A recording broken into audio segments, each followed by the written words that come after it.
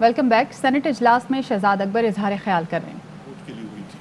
Contempt of court होती है कि जब आप किसी अदालत के हुक्म के ऊपर अमल दरामद नहीं करते। हम किसी चीज़ के ऊपर नहीं जाते उसका क्या मुहरकात थे, लेकिन फैक्ट ये है जिसकी क्लैरिफिकेशन बड़ी ज़रूरी है कि ये NRO की बात नहीं थी। NRO के नतीजे में स्विस गवर्नमेंट को चिट्ठी लिख के उस वक़्त के अटॉर्नी जनरल मलिक मोहम्मद क़य्यूम साहब ने केसेस को विड्रॉ कर लिया था। अदालत का हुक्म आया कि ये चिट्ठी भी गैर कानूनी थी, गैर आइनी थी। सेनेटर कामरान मुर्तज़ा साहब बैठे हैं, मुझे दुरुस्त कर सकते हैं अगर मैं रिकॉर्ड के हिसाब से गलत कह रहा हूँ। और अदालत का ये भी हुक्म आया कि आपको ये चीज़ विड्रॉ करनी है। जिसको हुक्म को नहीं माना गया उसके लिए ऊपर डिस्क्वालिफिकेशन हो गई। लेकिन उस चीज़ का जो नुकसान था वो $72 मिलियन का था, जो स्विस केसेस के अंदर स्विट्ज़रलैंड में पिछले 12 साल से फ्रोज़न था। 60 मिलियन फ्रीज़ हुआ था, 12 मिलियन उसके ऊपर इंटरेस्ट लग गया था। तो नुकसान तो वो 72 मिलियन का हुआ उस चीज़ के ऊपर जिसके ऊपर डिस्क्वालिफिकेशन हुई। वो फैक्चुअल एक करेक्शन बड़ी ज़रूरी थी।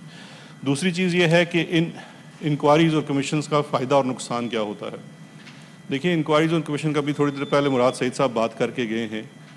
700 बिलियन का जो आपको फ्यूचर में लॉस होना था बिकॉज ऑफ IPP कॉन्ट्रैक्ट्स, रीनिगोशिएशंस में उनका फ़ायदा है। और ये बड़ी लंबी बहस है, इसके ऊपर बिल्कुल बहस होनी चाहिए, फैक्ट फिगर्स के साथ होनी चाहिए। मेरी इस्तदा है कि जो इंक्वायरी कमीशन की रिपोर्ट है ब्रॉडशीट की, जो मोशन लाए हैं, अगर ऐवान चाहे तो उसको रिकॉर्ड पर रखें।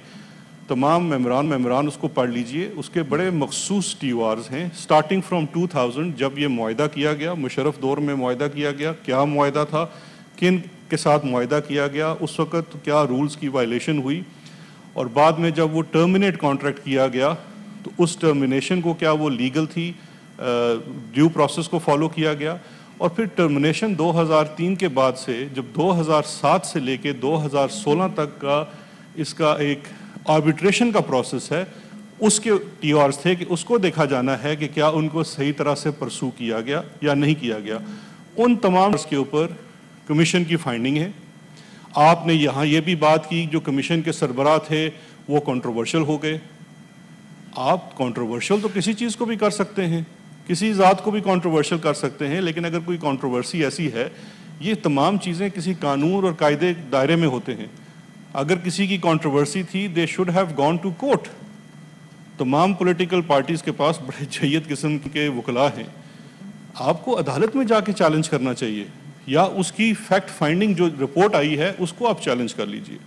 लेकिन ये बात कर देना कि जी वो कंट्रोवर्शियल हो गए इसलिए तो इस रिपोर्ट की कोई वक़्त नहीं है। अगर आप उस, और बहुत सारी यहाँ पे कमीशन की जो रिपोर्ट्स थी, चीनी की बात की गई, चीनी के कमीशन की रिपोर्ट को तमाम अदालतों में चैलेंज किया गया, TORs को चैलेंज किया गया, उसकी रिपोर्ट्स को चैलेंज किया गया, starting from Lahore high court, Sindh high court, Islamabad high court and the supreme court of Pakistan. Not even at a single forum anything was found irregular in the report and the findings of the report। और उसके ऊपर फ़ायदा क्या हुआ?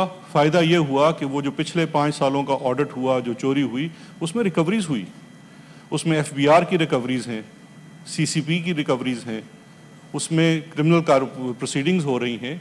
तो या तो आपने चीज़ों को उनके उस डोमेन के मुताबिक लेके चलना है जिसके तहत वो बनाई जाती हैं, या हम इस तरह से थिन एयर में कोई भी बात कर दें।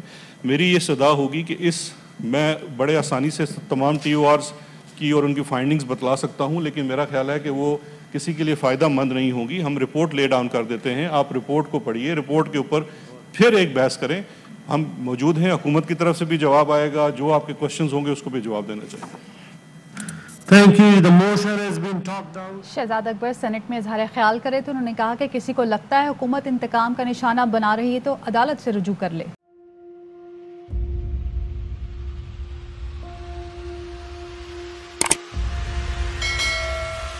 अस्सलाम वालेकुम नाज़रीन, आप देख रहे हैं प्रोग्राम काशिफ अब्बासी के साथ। आज वेलकम बैक नाज़रीन। सवाल के साथ मैं हूं